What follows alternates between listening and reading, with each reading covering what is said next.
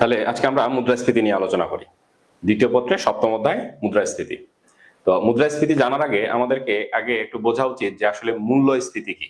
মূল্যস্ফীতি আর মুদ্রাস্ফীতি এই দুটোর মধ্যে কিন্তু বিশাল পার্থক্য আছে। তো মূল্যস্ফীতি কি, যে যখন কোনো একটি দ্রব্যের দাম বৃদ্ধি পায়, এক বা একাধিক দ্রব্যের দামও বৃদ্ধি পেতে পারে, তখন সেটাকে বলা হচ্ছে মূল্যস্ফীতি। তো মূল্যস্ফীতি যে কোনো কারণে হতে পারে, তাৎক্ষণিকভাবে দ্রব্যের ঘাটতি থাকতে পারে সেজন্য হতে পারে, মানুষের চাহিদা বেড়ে যেতে পারে সেজন্য হতে পারে। তো এটা হলো মূল্যস্ফীতি, অর্থাৎ দ্রব্যের দাম যখন ক্রমাগত বৃদ্ধি পায় যে কোনো কারণে, হঠাৎ দ্রব্যের দাম বৃদ্ধি পাওয়া শুরু হলো, চাহিদা বৃদ্ধির কারণে হতে পারে, তোমার যোগান হ্রাসের কারণেও হতে পারে, প্রাকৃতিক দুর্যোগের কারণেও হতে পারে। তো যদি কোনো দ্রব্য সামগ্রীর দাম এভাবে বৃদ্ধি পায় তখন সেটাকে বলা হচ্ছে মূল্যস্ফীতি। তো এক্ষেত্রে কোনো একটা নির্দিষ্ট দ্রব্যের দাম হতে পারে, আবার একাধিক দ্রব্যের দামও হতে পারে। তো মুদ্রাস্ফীতি কি?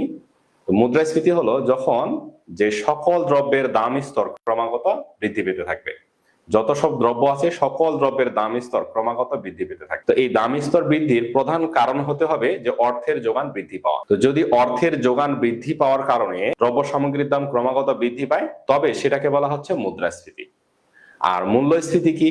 কোনো একটি দ্রব্য বা একাধিক দ্রব্যের দাম স্তর বেড়ে যাওয়া, সেটাকে বলা হচ্ছে শুধু মূল্যস্ফীতি। তাহলে মূল্যস্ফীতির যে কোনো কারণ হতে পারে তাৎক্ষণিকভাবে, আর মূল্যস্ফীতি হঠাৎ করে সৃষ্টি হতে পারে যে কোনো কারণে।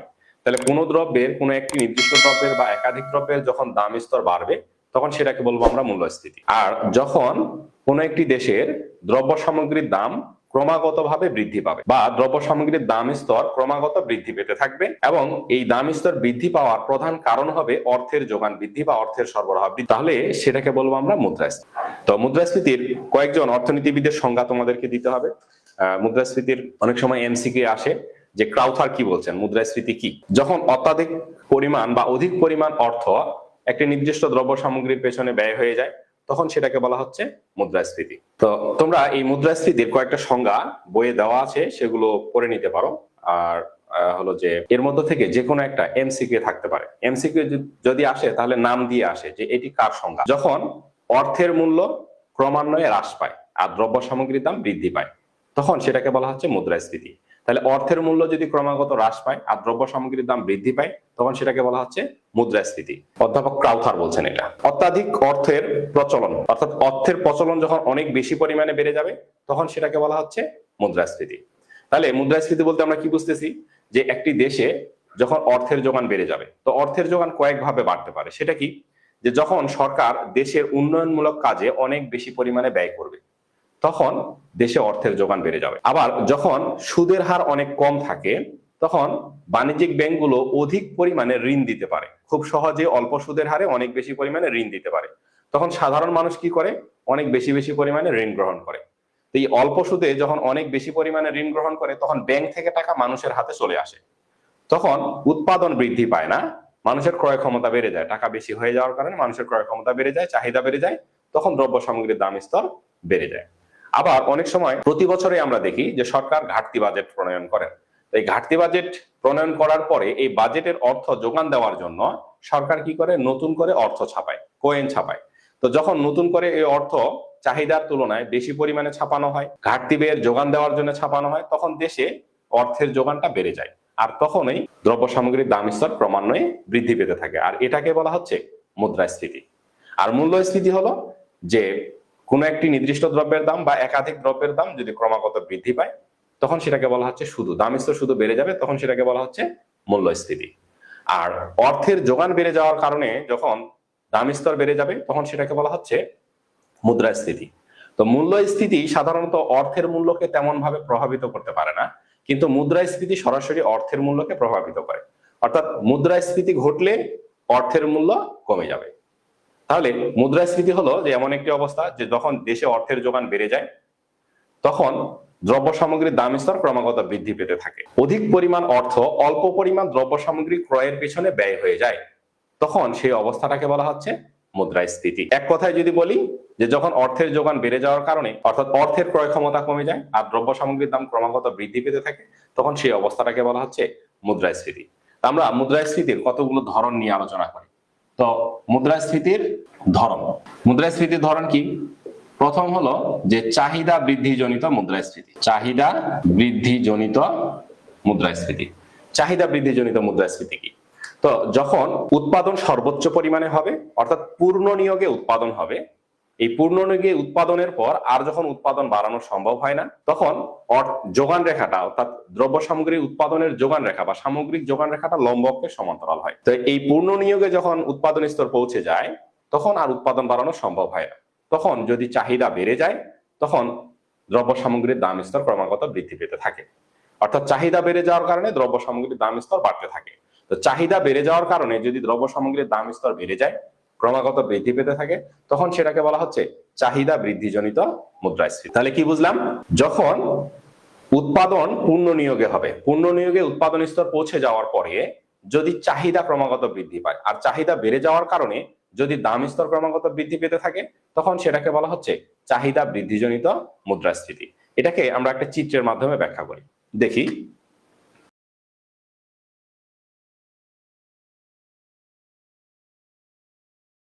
তা আমরা জানি সাধারণত চাহিদা রেখা বাম থেকে ডানে নিম্নগামী হয়, এটা হলো চাহিদা রেখা। তো এপাশে আমরা দেখাবো কি দাম স্তর, লম্ব অক্ষে দেখাবো দাম স্তর, আর ভূমি অক্ষে কি দেখাবো, যে ভূমি অক্ষে সামগ্রিক চাহিদা ও যোগান। ভূমি অক্ষে থাকবে সামগ্রিক চাহিদা ও যোগানের পরিমাণ। তো এটা হলো একটা চাহিদা রেখা। তা আমরা কি জানি, কি বললাম, যে চাহিদা বৃদ্ধিজনিত মুদ্রাস্ফীতি কখন ঘটে? যখন পুনর্নিয়োগ স্তরে উৎপাদন হয়, অর্থাৎ উৎপাদন সর্বোচ্চ পর্যায়ে পৌঁছে, এর চেয়ে আর বেশি উৎপাদন করা যখন সম্ভব হয় না। তো উৎপাদন যখন সর্বোচ্চ পর্যায়ে পৌঁছে, তখন যোগান রেখাটা লম্ব অক্ষের সমান্তরাল হয়, অর্থাৎ এটা হয় তখন যোগান রেখা এএস, সামগ্রিক যোগান রেখা, এগ্রিগেট সাপ্লাই। তো উৎপাদন সর্বোচ্চ পর্যায়ে পৌঁছে গেলে আর উৎপাদন বাড়ানো সম্ভব হয় না, যোগান বাড়ানো সম্ভব হয় না, তখন যোগান রেখাটা লম্ব অক্ষের সমান্তরাল হয়। তাহলে আমরা দেখতেছি কি, যে এই যে চাহিদা রেখা D1 D1, এই চাহিদা রেখা এবং এই যোগান রেখা পরস্পর এই E1 বিন্দুতে ছেদ করলো। আমরা জানি যে চাহিদা রেখা এবং যোগান রেখা পরস্পর যে বিন্দুতে ছেদ করে সেই বিন্দুতে ভারসাম্য নির্ধারিত হয়। তাহলে এই E1 বিন্দুতে কি ভারসাম্য নির্ধারিত হলো? তাহলে ভারসাম্য নির্ধারিত হলে এই E1 বিন্দু অনুযায়ী ভারসাম্য দাম কি হবে? ভারসাম্য দাম হলো P1, আর ভারসাম্য পরিমাণ বা চাহিদা এবং যোগানের পরিমাণ হলো Q0। তো এখন যোগান স্থির, যোগান আর বাড়ানো সম্ভব হবে না। পুনর্নিয়োগ স্তরে উৎপাদন মানে আমাদের যা সম্পদ ছিল, আমাদের যা জমি ছিল, আমরা সবটুকু ব্যবহার করে সর্বোচ্চ পরিমাণে উৎপাদন করতেছি, সেটাই হলো পুনর্নিয়োগে উৎপাদন। আর পুনর্নিয়োগে উৎপাদন হলে এই সামগ্রিক যোগান রেখা লম্ব অক্ষের সমান্তরাল হয়। তো চাহিদা রেখা বাম থেকে ডানে নিম্নগামী, এই চাহিদা রেখা যোগান রেখা যে বিন্দুতে ছেদ করে সেই বিন্দুতে ভারসাম্য নির্ধারিত হয়। তাহলে E1 হলো ভারসাম্য বিন্দু, এই ভারসাম্য বিন্দু অনুযায়ী ভারসাম্য দাম হলো P1 এবং ভারসাম্য পরিমাণ হলো Q0। এখন সর্বোচ্চ পর্যায়ে উৎপাদন হচ্ছে। এখন কোনো কারণে যদি চাহিদা বেড়ে যায়, তো চাহিদা কিভাবে বাড়তে পারে? মানুষের ক্রয় ক্ষমতা বাড়তে পারে, সেই জন্য তার চাহিদা বাড়তে পারে। দেশে জনসংখ্যা বেড়ে যেতে পারে, তার জন্য চাহিদা বেড়ে যেতে পারে। অথবা ধরো যে বিপুল পরিমাণ প্রবাসী দেশে ফিরে আসলো, উৎপাদন সর্বোচ্চ পর্যায়ে আছে, বাজার ভারসাম্য অবস্থায় আছে, কিন্তু বিপুল পরিমাণ প্রবাসী দেশে ফিরে আসলো, তো তখন কি হবে? দেশে জনসংখ্যা বেশি হয়ে যাবে। জনসংখ্যা বেশি হয়ে যাওয়ার কারণে দেশের মানুষের চাহিদা কি হবে? বেড়ে যাবে পূর্বের তুলনায়। দেশে যেহেতু হিউজ পরিমাণ মানুষ দেশে ফেরত আসলো, ফেরত আসার ফলে তাদের চাহিদা মেটাতে হবে, কিন্তু উৎপাদন সর্বোচ্চ পর্যায়ে পৌঁছে গেছে, সামগ্রিক যোগান সর্বোচ্চ পর্যায়ে পৌঁছে গেছে। তো তখন তাদের জন্য, তাদের চাহিদা মেটানোর জন্য চাহিদা বাড়বে শুধু, কিন্তু উৎপাদন আর বাড়ানো সম্ভব হবে না। তো এর ফলে যদি চাহিদা বাড়ে, তো চাহিদা রেখা কি হয়? ডান দিকে স্থানান্তরিত হয়। তাহলে চাহিদা রেখা যদি ডান দিকে স্থানান্তরিত হয়, এই হলো নতুন চাহিদা রেখা D2 D2। তাহলে আগে চাহিদা রেখা ছিল D1 D1। তাহলে আমরা জানি কি, যে চাহিদা রেখা কি হয়? যদি চাহিদা বেড়ে যায়, চাহিদা রেখা ডান দিকে স্থানান্তরিত হয়, এই যে ডান দিকে স্থানান্তরিত হয়ে গেছে। তো নতুন চাহিদা রেখা হলো D2 D2। এখন উৎপাদন আর বাড়ানো সম্ভব নয়, উৎপাদন সর্বোচ্চ পর্যায়ে আছে, পুনর্নিয়োগে উৎপাদন আছে, সামগ্রিক যোগান রেখা লম্ব অক্ষের সমান্তরাল। তো তখন শুধু চাহিদা বেড়ে গেল। চাহিদা বেড়ে যাওয়ার কারণে এই সামগ্রিক যোগান রেখাকে এই নতুন চাহিদা রেখা এই E2 বিন্দুতে ছেদ করলো। তাহলে এই E2 বিন্দু হবে নতুন ভারসাম্য বিন্দু। তাহলে এই ভারসাম্য বিন্দু অনুযায়ী এইদিকে যদি আমরা দেখি, তাহলে এইদিকে পাবো আমরা ভারসাম্য দাম। তাহলে ভারসাম্য দাম আমরা কত পাবো? P2। তাহলে এই নতুন ভারসাম্য বিন্দু অনুযায়ী ভারসাম্য দাম পেলাম P2, আর ভারসাম্য পরিমাণ আগের মতোই রয়ে গেছে। কেন? উৎপাদন কিন্তু বাড়ানো সম্ভব হয়নি। তাহলে আমরা কি দেখলাম, যে প্রাথমিক ভারসাম্য বিন্দু হলো E1, এবং সেই ভারসাম্য বিন্দু অনুযায়ী ভারসাম্য দাম স্তর হলো P1। এক্ষেত্রে কিন্তু আমরা অবশ্যই দাম স্তর বলবো, শুধু দাম বলবো না, দাম স্তর মানে সকল দ্রব্য সামগ্রীর দাম স্তর। তো দাম স্তর ছিল P1। এখন চাহিদা বেড়ে যাওয়ার কারণে চাহিদা রেখা ডান দিকে স্থানান্তরিত হয়ে চাহিদা রেখা হলো D2 এই চাহিদা রেখা সামগ্রিক যোগান রেখাকে এই E2 বিন্দুতে ছেদ করে। তাহলে এই E2 বিন্দু হলো নতুন ভারসাম্য বিন্দু। এই নতুন ভারসাম্য বিন্দু অনুযায়ী ভারসাম্য দাম হলো P2 এবং ভারসাম্য পরিমাণ আগেরটাই রয়ে গেছে। তাহলে আমরা কি দেখলাম যে আগে চাহিদা যখন D1 ছিল তখন ভারসাম্য দাম ছিল P1, চাহিদা বেড়ে যখন D2 হলো তখন ভারসাম্য দাম বেড়ে P2 হলো। তো এটা কি কারণে ঘটলো? শুধুমাত্র চাহিদা বেড়ে যাওয়ার কারণে কি হলো, দাম স্তর P1 থেকে বেড়ে P2 হলো। তাহলে দাম স্তর বেড়ে গেল। কি কারণে বেড়ে গেল? শুধু চাহিদা বেড়ে যাওয়ার কারণে। তাহলে এই চাহিদা বেড়ে যাওয়ার কারণে দাম স্তরের এই বৃদ্ধিটাকে বলা হচ্ছে চাহিদা বৃদ্ধিজনিত মুদ্রাস্ফীতি। তাহলে কতটুকু মুদ্রাস্ফীতি ঘটলো এখানে? এই P1 থেকে P2, এই P1 P2 হলো চাহিদা বৃদ্ধিজনিত মুদ্রাস্ফীতি। তো এটা আমাদের পরীক্ষায় যদি আসে এটাই উদ্দীপক আকারে আসতে পারে, তোমাকে ব্যাখ্যা করতে বলবে যে এই চাহিদা বৃদ্ধিজনিত মুদ্রাস্ফীতি ধারণাটি ব্যাখ্যা করো, অথবা উদ্দীপকের আলোকে মুদ্রাস্ফীতির পরিমাণ নির্ণয় করো। তাহলে এখানে যে চিত্র আছে সেই চিত্রের আঙ্গিকেই আমাদেরকে ব্যাখ্যা করতে হবে। তাহলে কিভাবে আমরা ব্যাখ্যা করব? এটাই যদি আমাদের একটা উদ্দীপক হয় তো তখন আমরা কি দেখব যে ভূমি অক্ষে এই চিত্রটা কিন্তু অবশ্যই তখন খাতায় আঁকবো। ভূমি অক্ষে সামগ্রিক চাহিদা এবং সামগ্রিক যোগান, লম্ব অক্ষে দাম স্তর। তো পূর্ণ নিয়োগে যখন উৎপাদন হয় তখন সামগ্রিক যোগান রেখা এই লম্ব অক্ষের সমান্তরাল হয়। এই AS হলো সামগ্রিক যোগান রেখা, আর প্রাথমিক চাহিদা রেখা হলো D1। এই প্রাথমিক চাহিদা রেখা এবং সামগ্রিক যোগান রেখা পরস্পর E1 বিন্দুতে ছেদ করে। এই E1 হলো প্রাথমিক ভারসাম্য বিন্দু। তো এই প্রাথমিক ভারসাম্য বিন্দু অনুযায়ী ভারসাম্য দাম স্তর হলো P1 এবং ভারসাম্য পরিমাণ হলো Q0। এখন সামগ্রিক যোগান স্থির থেকে বা অপরিবর্তিত থেকে যদি চাহিদা বেড়ে যায়, দেশের মানুষের যদি চাহিদা বেড়ে যায়, তো চাহিদা বেড়ে গেলে চাহিদা রেখা ডান দিকে স্থানান্তরিত হয়। চাহিদা রেখা ডান দিকে স্থানান্তরিত হয়ে নতুন চাহিদা রেখা হলো D2। এই নতুন চাহিদা রেখা সামগ্রিক যোগান রেখাকে এই E2 বিন্দুতে ছেদ করে। E2 বিন্দু হলো নতুন ভারসাম্য বিন্দু। এই নতুন ভারসাম্য বিন্দু অনুযায়ী নতুন ভারসাম্য দাম হলো P2, আর ভারসাম্য পরিমাণ আগেরটাই রয়ে গেছে। তাহলে আমরা দেখলাম কি যে প্রাথমিক ভারসাম্য দাম স্তর ছিল P1 এবং চাহিদা বেড়ে যাওয়ার কারণে নতুন ভারসাম্য বিন্দু উৎপত্তি হলো E2 এবং তার জন্য দাম স্তর বেড়ে হলো P2। চাহিদা বেড়ে যাওয়ার কারণে এক্ষেত্রে দাম স্তর কতটুকু বৃদ্ধি পায়? P1 P2 পরিমাণ দাম স্তর বেড়ে গেল। আর এই P1 P2 পরিমাণ দাম স্তর বৃদ্ধি হলো চাহিদা বৃদ্ধিজনিত মুদ্রাস্ফীতি। তাহলে এক্ষেত্রে মুদ্রাস্ফীতির পরিমাণ হলো P1 P2। এখন এটা হলো শুধুমাত্র একক ক্ষেত্রে যে P1 P2 এতটুকু দাম স্তর বেড়ে গেল। তো যদি সামগ্রিকভাবে বের করতে বলে মুদ্রাস্ফীতির পরিমাণ কত, অর্থাৎ মোট মুদ্রাস্ফীতির পরিমাণ কত, তখন আমরা কিভাবে নির্ণয় করব? তো তখন আমরা একইভাবে নির্ণয় করব। তো আমরা দেখতে পেলাম কি যে দাম স্তর কত? P1।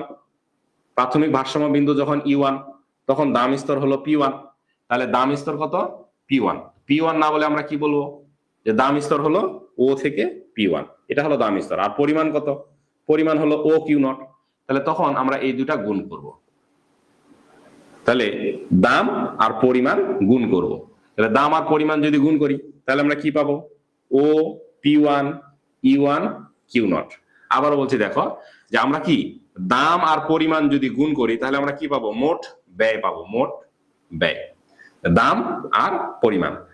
দাম যদি 10 টাকা হয় আর আমি যদি 20টা কিনি তাহলে এই দুটা যদি গুণ করি তাহলে মোট কত টাকা ব্যয়? আমার 200 টাকা ব্যয়। তাহলে এই দুটা গুণ করলে অর্থাৎ দাম আর পরিমাণ যদি আমি গুণ করি তাহলে আমরা পাবো কি? মোট ব্যয়ের পরিমাণ পাবো। তাহলে দাম আর পরিমাণ গুণ করতেছি। তাহলে দাম কত? OP1 আর পরিমাণ কত? OQ0। দাম OP1 আর পরিমাণ হলো OQ0। তাহলে আমরা এই যে OP1 আর OQ0 গুণ করব। তাহলে আমরা জানি কি এটা যদি দৈর্ঘ্য হয়, এটা যদি প্রস্থ হয়, তাহলে কি দৈর্ঘ্য আর প্রস্থ গুণ করলে আমরা কি পাই? সাধারণত গণিতে ক্ষেত্রফল পাই। তো ক্ষেত্রফল বলতে কি বোঝায়? পুরো এলাকাটুকুকে বোঝায়। তাহলে এই যে OP1 আর OQ0 যদি আমরা গুণ করি তাহলে কি পাবো? OP1 E1 Q1। এটা হবে আমার মোট ব্যয়ের পরিমাণ। কি? OP1 E1 Q0। এটা হলো আমার প্রাথমিক অবস্থায় মোট ব্যয় যখন আমার চাহিদা রেখা হলো D1। এখন চাহিদা বেড়ে যখন D2 হয়, অর্থাৎ নতুন চাহিদা রেখা যখন D2 হয়, তখন নতুন ভারসাম্য বিন্দু হয় E2। এই ভারসাম্য বিন্দু অনুযায়ী নতুন ভারসাম্য দাম স্তর হয় P2। তাহলে নতুন ভারসাম্য দাম স্তর যখন P2, আর পরিমাণ কত আগেরটাই রয়ে গেছে, তাহলে তখন আমার মোট ব্যয়ের পরিমাণ কত, তখন আমি কি করব, দাম আর পরিমাণ গুণ করব। তাহলে এই E2 ভারসাম্য বিন্দু অনুযায়ী আমার নতুন দাম স্তর কত, OP2, আর পরিমাণ আগেরটাই, এই দুটো গুণ করব।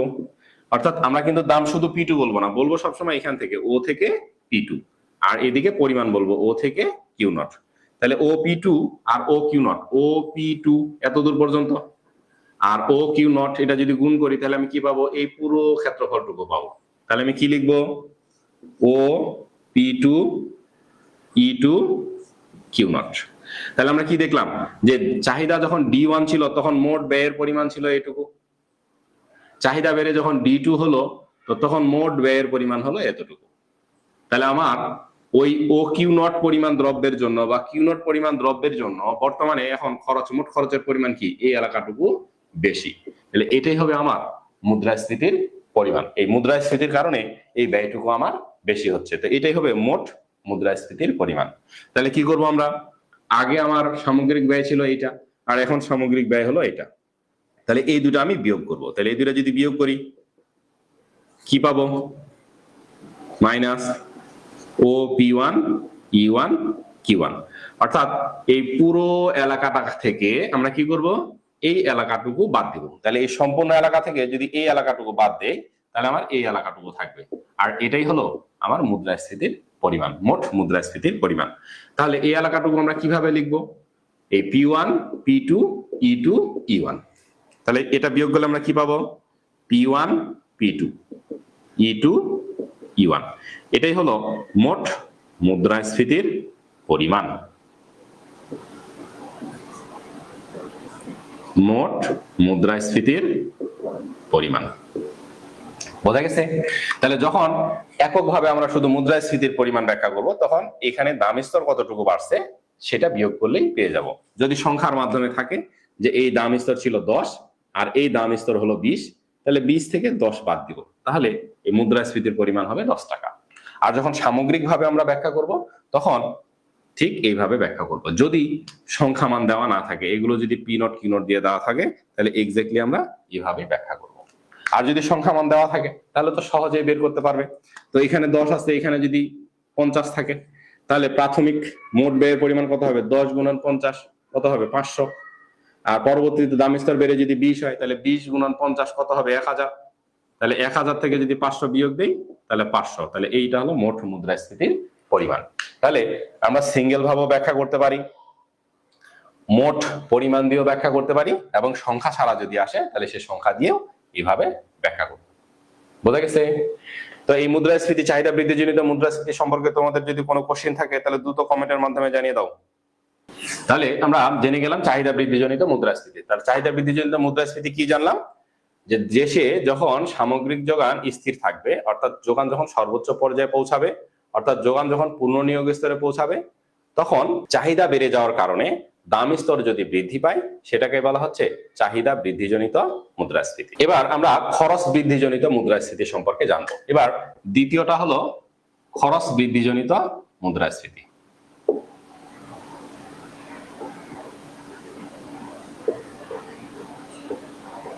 খরচ বৃদ্ধিজনিত মুদ্রাস্ফীতি। তো খরচ বৃদ্ধিজনিত মুদ্রাস্ফীতি কি, যে যখন উৎপাদন খরচ বেড়ে যাবে, তো উৎপাদন খরচ বেড়ে যাওয়ার কারণে দ্রব্য সামগ্রীর দাম স্তর বাড়ে। তো একজন উৎপাদনকারীর যদি উৎপাদন খরচ বেড়ে যায় তখন কি হবে, দ্রব্য সামগ্রীর দাম স্তর বাড়বে। এই উৎপাদন খরচ বেড়ে যাওয়ার কারণে দ্রব্য সামগ্রীর দাম স্তর যদি বাড়ে তাহলে সেটাকে বলা হচ্ছে খরচ বা ব্যয় বৃদ্ধিজনিত মুদ্রাস্ফীতি। তো এই ব্যয় বৃদ্ধিজনিত মুদ্রাস্ফীতি কেন হয়, যে যদি কোনো কারণে উপকরণের দাম বেড়ে যায়, আমরা যে দ্রব্যটা উৎপাদন করতেছি সেই দ্রব্যটার উৎপাদন খরচ যদি বেড়ে যায় তখন সেটাকে বলা হচ্ছে ব্যয় বৃদ্ধিজনিত মুদ্রাস্ফীতি। তো উৎপাদন খরচ বেড়ে গেলে অবশ্যই কি হবে, দ্রব্যটার দাম বেশি রাখতে হবে, আগের দামে আর বিক্রয় করতে পারবে না, কারণ তার উৎপাদন খরচ বেড়ে গেছে। তাহলে এই উৎপাদন খরচ, উৎপাদনকারীর ক্ষেত্রে উৎপাদন খরচ যদি বেড়ে যায় তার জন্য সে দ্রব্য সামগ্রীর দাম বাড়িয়ে দেয়। তো এই উৎপাদন খরচ বেড়ে যাওয়ার কারণে যখন ক্রমাগত দ্রব্য সামগ্রীর দাম স্তর বাড়ে তখন সেটাকে বলা হচ্ছে খরচ বা ব্যয় বৃদ্ধিজনিত মুদ্রাস্ফীতি। তো ব্যয় বৃদ্ধিজনিত মুদ্রাস্ফীতি সাধারণত কি কারণে হয়, যে একজন উৎপাদনকারী যে দ্রব্য উৎপাদন করে সেই দ্রব্য উৎপাদনের জন্য তার যে উপকরণগুলো লাগে সেই উপকরণের দাম যদি কোনো কারণে বৃদ্ধি পায়। আবার প্রত্যেকটা উৎপাদনকারীর ক্ষেত্রে একটা খরচ আছে যেটাকে বলা হচ্ছে পরিবহন খরচ, আরেকটা হলো জ্বালানির খরচ। তো এই জ্বালানি এবং পরিবহন খরচ এগুলো যদি বেড়ে যায় তখনও তাকে কি করতে হয়, ওই দ্রব্যের দাম বেশি রাখতে হয়। কারণ উৎপাদন ক্ষেত্রে জ্বালানি মাস্ট বি লাগবে, তো জ্বালানির খরচ বেড়ে গেলে ওই উৎপাদনকারীর উৎপাদন খরচ বেড়ে যাবে। এই উৎপাদনকারীর উৎপাদন খরচ বেড়ে যাওয়ার কারণে তখন দ্রব্য সামগ্রীর দাম বেড়ে যায়, আর এটাকে বলা হচ্ছে খরচ বা ব্যয় বৃদ্ধিজনিত মুদ্রাস্ফীতি। সেটা কিরকম হতে পারে? ধরো একজন উৎপাদনকারীর কাছে 10 লক্ষ টাকা আছে। একজন উৎপাদনকারী এই 10 লক্ষ টাকা দিয়ে সে 1000টা দ্রব্য উৎপাদন করে। এই 10 লক্ষ টাকা দিয়ে সে উপকরণ ক্রয় করে সে টোটাল 1000টা দ্রব্য উৎপাদন করে। এখন এই 1000টা দ্রব্য সে বাজারে কত টাকা দামে বিক্রয় করে? প্রতিটা সে 100 টাকা দামে বিক্রয় করে। 100 টাকা দামে বিক্রয় করে। দেখো একজন উৎপাদনকারী এই 10,000 টাকা দিয়ে সে উপকরণ ক্রয় করে মোট দ্রব্য উৎপাদন করে 1000টা এবং 100 টাকা দামে বাজারে বিক্রয় করে। এখন তার যে উপকরণগুলো ছিল সেই উপকরণগুলোর দাম বেড়ে গেল। কিসের দাম বাড়লো? উপকরণগুলোর দাম বেড়ে গেল, পরিবহন খরচ বেড়ে গেল, জ্বালানির ব্যয় বেড়ে গেল। তখন কিন্তু সে আর 1000টা দ্রব্য উৎপাদন করতে পারবে না। কেন? আগে 10 লক্ষ টাকা দিয়ে সে যতটুকু উপকরণ ক্রয় করতে পারতো, 1000টা দ্রব্য উৎপাদনের জন্য উপকরণ ক্রয় করতে পারতো, এখন সবকিছুর দাম বেড়ে গেছে, উপকরণগুলোর সবগুলোর দাম বেড়ে গেছে। এখন সেই 10 লক্ষ টাকা দিয়ে কিন্তু আর আগের সমপরিমাণ কিন্তু উপকরণ ক্রয় করতে পারবে না। তাহলে 10 লক্ষ টাকা দিয়ে আগের সমপরিমাণ উপকরণ যদি ক্রয় করতে না পারে তাহলে কি হবে? সেই 10 লক্ষ টাকা দিয়ে আগের চেয়ে কম পরিমাণে উপকরণ ক্রয় করতে বাধ্য হবে। তাহলে আগে 10 লক্ষ টাকা দিয়ে যেই পরিমাণ উপকরণ পেত, এখন সে 10 লক্ষ টাকা দিয়ে আর সেই পরিমাণ উপকরণ পাবে না। তাহলে এখন কি সে ওই 10 লক্ষ টাকা ব্যয়ে 1000টা দ্রব্য উৎপাদন করতে পারবে? আগে 10 লক্ষ টাকা দিয়ে সে 1000টা দ্রব্য উৎপাদন করতে পারত, 10 লক্ষ টাকার উপকরণ ক্রয় করে 1000টা দ্রব্য উৎপাদন করত। এখন কিন্তু উপকরণের দামগুলো বেড়ে যাওয়ার কারণে সে 10 লক্ষ টাকা ব্যয় করবে, কিন্তু ওই 1000টা দ্রব্য উৎপাদনের জন্য সমপরিমাণ উপকরণ আর পাবে না। তাহলে অবশ্যই সে কি কম পরিমাণে উপকরণ ক্রয় করতে পারবে।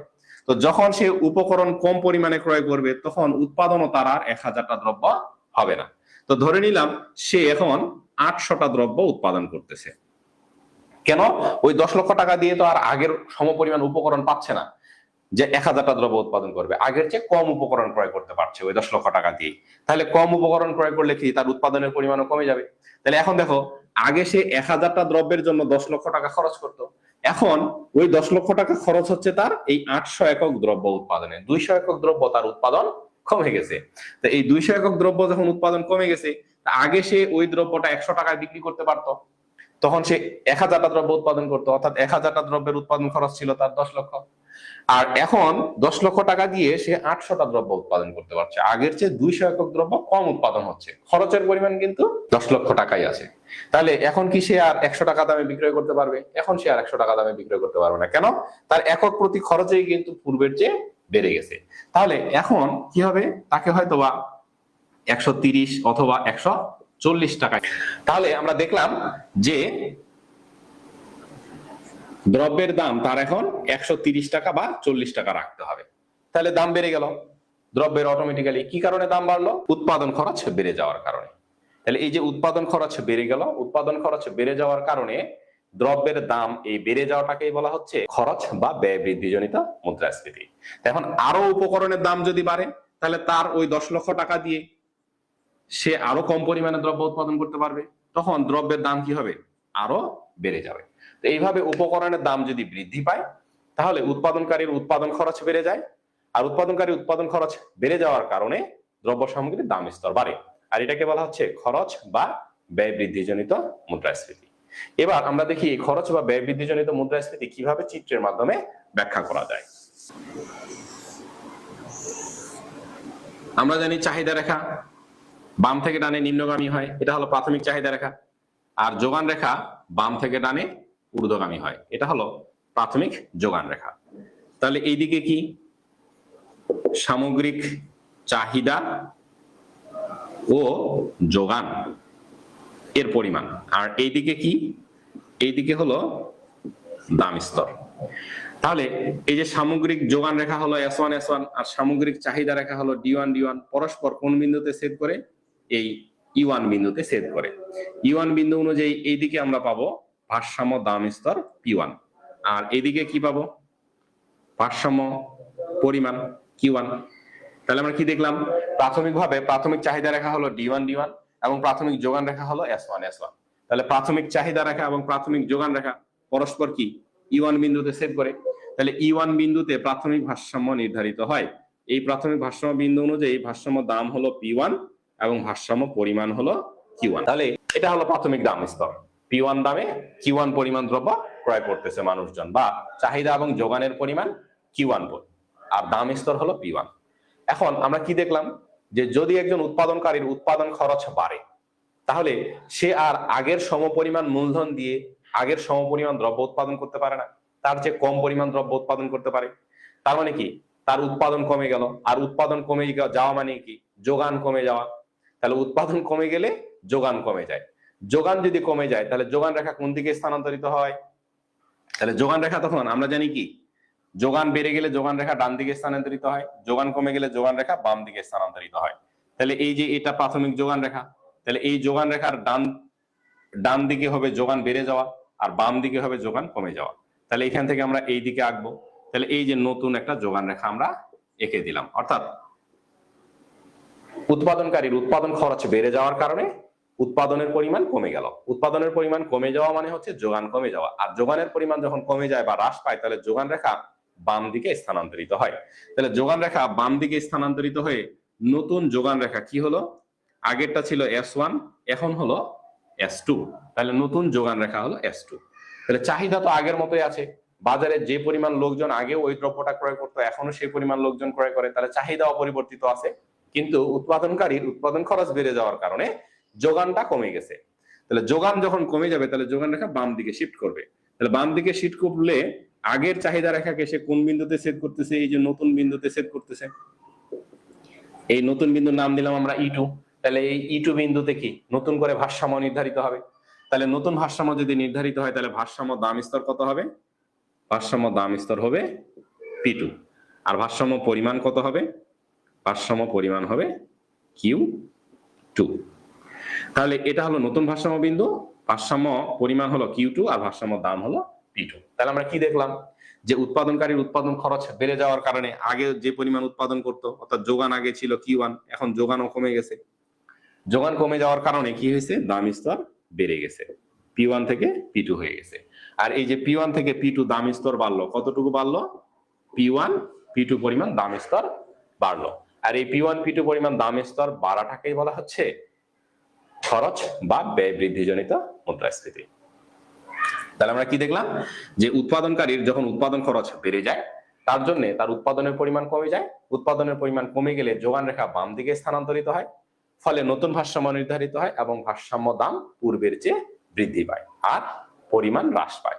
তাহলে উৎপাদন খরচ বেড়ে যাওয়ার কারণে উৎপাদনকারীর যোগান কমে যায়, যোগান কমে যাওয়ায় দ্রব্য সামগ্রীর দাম স্তর বেড়ে যায়, আর এটাকে বলা হচ্ছে খরচ বা ব্যয় বৃদ্ধিজনিত মুদ্রাস্ফীতি।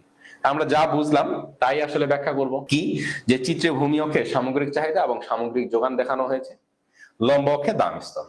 প্রাথমিক চাহিদা রেখা হলো D1 D1 এবং প্রাথমিক যোগান রেখা হলো S1। তাহলে প্রাথমিক ভারসাম্য বিন্দু হলো E1, এই ভারসাম্য বিন্দু অনুযায়ী ভারসাম্য দাম P1 এবং ভারসাম্য পরিমাণ হলো Q1। এটা হলো প্রাথমিক ভারসাম্য দাম এবং প্রাথমিক ভারসাম্য পরিমাণ। এখন একজন উৎপাদনকারীর যখন উৎপাদনের উপকরণগুলোর দাম বেড়ে যায়, তখন সে পূর্বের তুলনায় তার উৎপাদন খরচ বেড়ে যায়। উৎপাদন খরচ বেড়ে যাওয়ায় সে আর আগের মতো উৎপাদন করতে পারে না, অর্থাৎ তার উৎপাদন হ্রাস পায়। উপকরণের দাম বেড়ে যাওয়ার কারণে উৎপাদন খরচ বেড়ে যায়, তাই উৎপাদনকারীর উৎপাদনের পরিমাণ হ্রাস পায়, অর্থাৎ যোগানের পরিমাণ হ্রাস পায়। আর যোগান হ্রাস পেলে আমরা জানি যোগান রেখা বাম দিকে স্থানান্তরিত হয়, বাম দিকে স্থানান্তরিত হয়ে নতুন যোগান রেখা হয় S2। তাহলে এই নতুন যোগান রেখা আগের চাহিদা রেখাকেই, অর্থাৎ চাহিদা তো অপরিবর্তিত থাকে, আগের চাহিদা রেখাকে E2 বিন্দুতে ছেদ করে, আর E2 বিন্দু হলো নতুন ভারসাম্য বিন্দু। আর এই নতুন ভারসাম্য বিন্দু অনুযায়ী নতুন ভারসাম্য দাম নির্ধারিত হলো P2 আর ভারসাম্য পরিমাণ হলো Q2। তাহলে উপকরণের দাম বেড়ে যাওয়ার কারণে উৎপাদনকারীর যোগানের পরিমাণ হ্রাস পেল Q1 Q2 আর এই জন্য দ্রব্য সামগ্রীর দাম স্তর বেড়ে P1 থেকে P2 হলো।